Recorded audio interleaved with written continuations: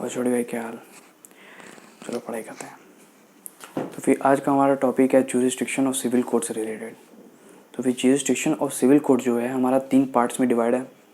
सबसे पहला है पेक्यूनरी, दूसरा है सब्जेक्ट मैटर से और तीसरा है टेरिटोरियल ज्यूरिसडिक्शन से रिलेटेड।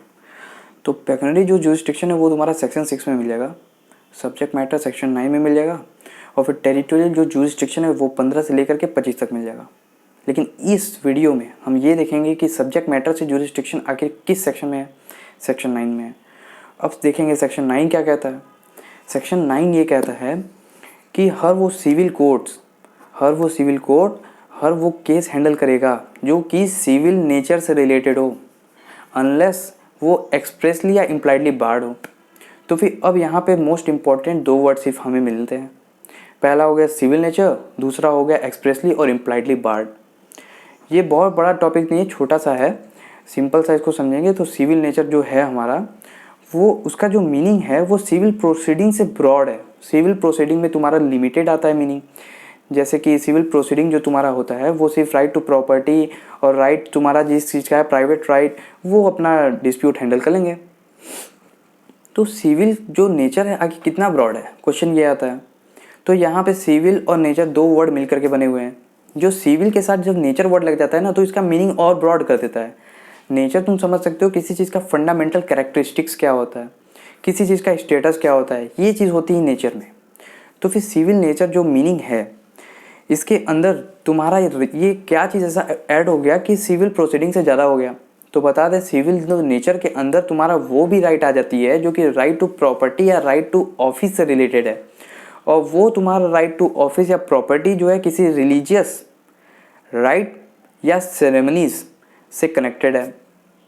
हालांकि सिविल जो प्रोसीडिंग होती है, जो सिविल नेचर होती है वो ये इंक्लूड नहीं करेगा कि तुम्हारा जो राइट रिलीजियस राइट्स एंटायरली कोई अगर सूट है, तुम्हारा कोई राइट है रिलीजियस से बेसिस एंटायरली पूरा प्योरली तुम्हारा रिलीजियस से है या तुम्हारा रिलीजियस सेरेमनी से रिलेटेड है, तो वो हैंडल नहीं करेगा। तुम्हारा मेन जो टारगेट होगा वो राइट टू प्रॉपर्टी और राइट टू ऑफिस से रिलेटेड होगा। वो अलग बात है कि तुम्हारा राइट टू प्रॉपर्टी और ऑफिस कनेक्टेड है, तुम्हारा डिसीजन उस पर रिलेटेड है कि तुम्हारा ये जो रिलीजियस राइट्स और सेरेमनी से रिलेटेड है। और दूसरे एक्सप्लेनेशन में ये भी हमारा बोलता है सेक्शन 9 का कि इससे फ़र्क नहीं पड़ता कि जो तुम राइट टू प्रॉपर्टी या ऑफिस जो क्लेम करना चाहते हो उससे कोई फीस अटैच है कि नहीं है। तो फिर ये हो गया तुम्हारा सिंपल सी मीनिंग। अब यहाँ पे अब देखते हैं सिविल नेचर के बाद कि एक्सप्रेसली और इम्प्लाइडली का आखिर कितना ज़्यादा रोल है, कितना मीनिंग है इसका। तो एक्सप्रेसली का सिंपल सी मीनिंग ये होता है कि सिविल कोड का जो ज्यूरिसडिक्शन होता है वो एक्सप्रेसली कई जगहों से बाढ़ कर दिया है। तो फिर एक्सप्रेसली कैसे, जैसे एग्जांपल देखते हैं, जैसे रेवेन्यू कोड्स हो गए, उनका जो ज्यूरिसडिक्शन है वो सिविल कोड की ज्यूरिसडिक्शन से अलग है। वो सिविल कोड जो होगा उन मैटर को हैंडल नहीं करेगा जिनके पास रेवेन्यू कोड के मैटर जाएंगे। मतलब एक तरीके से बोल सकते हैं एक्सक्लूसिव ज्यूरिसडिक्शन हो सकता है।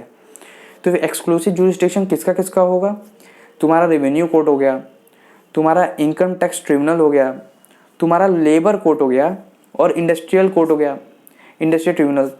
तो फिर ऐसे कई सारी चीज़ें हैं, इनको कहते हैं एक्सक्लूसिव ज्यूरिसडिक्शन दी गई है और सिविल कोड को उससे हटा दिया गया है कि तुम्हारे पास ये चीज़ों का ज्यूरिसडिक्शन नहीं होगा इन केसेस को हैंडल करने के लिए। अब यहाँ पे देखते हैं इम्प्लाइडली क्या है, इम्प्लाइडली क्या चीज़ बैड करती है सिविल कोड का ज्यूरिसडिक्शन। इम्प्लाइडली वो चीज़ें होंगे जो जनरल प्रिंसिपल्स ऑफ लॉज के जरिए बैड की गई है। जैसे कि एग्जांपल देखते हैं, जैसे कि तुम्हारा इन्फोर्समेंट ऑफ कॉन्ट्रैक्ट हो गया अंडर सेक्शन 23। ये हमारा जो होगा, अगर आप सूट लाते हो कि यार मेरा कॉन्ट्रैक्ट हुआ था under section 23 of Indian contract act के जरिए, तो फिर आप उसे इन्फोर्स नहीं करा सकते हो सूट दाखिल करके सिविल कोड में, क्योंकि वो एक वॉइड कॉन्ट्रैक्ट है। तो फिर अंडर सेक्शन 23 में बोलते हैं ना what agreements are valid and what not. तो फिर यही होता है कि यहाँ पे जो चीज़ें इम्प्लाइडली बैड की गई है वो सिविल कोड हैंडल करेगा या नहीं, ये तो सिंपल सी बात है। और फिर यहाँ पे बात आती है आखिर सिविल कोड का ज्यूरिसडिक्शन डिसाइड कौन करेगा। तो सिंपल सी बात है, सिविल कोड की ज्यूरिसडिक्शन सिविल कोड ही डिसाइड करेगा, उसे इंटरप्रेट सिविल कोड ही करेगा। वो देखेगा कि यार मेरे पास जो प्लेंट आए हैं उसको एनालिसिस करके, उसका सब्सटेंस ऑफ इंफॉर्मेशन देख करके, उसका फॉर्म नहीं सब्सटेंस देख करके, अंदर क्या लिखा हुआ है सारा इंफॉर्मेशन ले करके डिसाइड करेगा कि क्या मेरे पास ज्यूरिसडिक्शन है इसको हैंडल करने के लिए। फिर ये बर्डन ऑफ प्रूफ किसके ऊपर होगा कि यार सिविल कोर्ट के पास जुरिस्डिक्शन नहीं है, तो फिर बर्डन ऑफ प्रूफ उसी के पास होगा जो ये चीज़ एक्सप्रेसली प्रूव करना चाहता है कि सिविल कोर्ट के पास जुरिस्डिक्शन नहीं है इस मैटर को हैंडल करने के लिए। तो फिर इसलिए बर्डन ऑफ प्रूफ उसी पर्सन के पास होगा जो वो प्रूव करना चाहता है कि यार इस कोर्ट के पास पावर ही नहीं है कि ये मेरा सूट हैंडल कर सके। और फिर यहाँ पर अब हम देखते हैं एक्सक्लूजन ऑफ जुरिस्डिक्शन। आखिर इसका मतलब क्या है एक्सक्लूजन ऑफ जुरिस्डिक्शन? जो अभी हम लोगों ने बात किया है कि सिविल कोर्ट का जो जुरिस्डिक्शन है उसको हटा दिया गया है, एक्सक्लूड कर दिया गया है, तो क्या ये कम्प्लीटली एक्सक्लूड कर देता है?